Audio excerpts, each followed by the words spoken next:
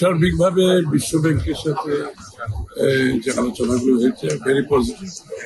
বিশ্ব ব্যাংকের প্রেসিডেন্টের সাথে যে আলোচনা হয়েছে ভেরি পজিটিভ, এবং অন্য যে ইস্যুগুলো আমাদের ইলেকশন ম্যানিফেস্টোর সাথে অ্যালাইন্ড ওরা হচ্ছে, এবং এই ব্যাপারে কোনো দ্বিমত নেই। এবং IMF এর বিভিন্ন উইংস, IFC সহ আমাদের দেশের যে ব্যাংকের যে সমস্যাগুলো আছে ওগুলোতে তারা রোল প্লে করতে চায়। আর in the mean time IMF এর সাথে যে আলোচনাটা সেটা অব্যাহত থাকবে, কারণ আমরা অনেকগুলো ইস্যু সলভ করেছি, কয়েকটা ইস্যু এখন আলোচনার মধ্যে আছে। সেটা আমরা আগামী 15-20 দিনের মধ্যে এই ইস্যুগুলো আলোচনার মাধ্যমে সমাধান করার চেষ্টা করছি। তারপরে সেখান থেকে সামনের দিকে এগিয়ে যাবো। চলমান একটা প্রক্রিয়া।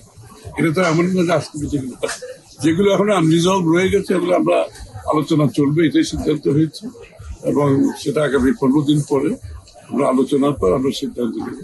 তবে আমি মনে করি সার্বিকভাবে যে সবাই মোটামুটি বিএনপির নির্বাচনী যে ইশতেহারটার সাথে অ্যালাইন হয়েছে, এর মধ্যে সমর্থন আছে। কিভাবে এটা আমরা বাস্তবায়ন করবো, কি এখানে যে সমস্যাগুলো সমাধান করবো, অ্যাপ্রোচটা কি হবে, এটা নিয়ে আমাদের মধ্যে আলোচনা চলছে। যারা না বলেছে তাদের উত্তরটা তাদের দিতে হবে, আমি দেবো কিনা। আমি তো জানি যে এই ধরনের কোনো আলোচনা এখনো ওই জায়গায় আমরা যাইনি।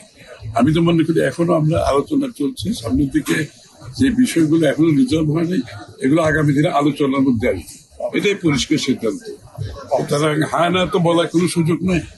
আর এটা বুঝতে হবে বিষয়গুলো একটা চলমান প্রক্রিয়া, এটা কোনো একদিনের সিদ্ধান্ত না, 1 ঘন্টার সিদ্ধান্ত না, এটা চলতেই থাকবে। আলোচনা 15 দিন পরও আবার আলোচনা চলবে, তারপরেও চলবে।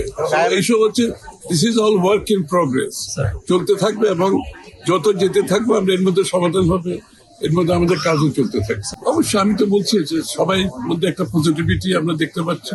বাংলাদেশ নতুন সরকারকে তারা সমর্থন দিচ্ছে, নতুন সরকারের যে ম্যানিফেস্টো সেটার প্রতি তারা অ্যালাইন হয়েছে, এরপরে তো বলার কিছু থাকে না। Thank you so much.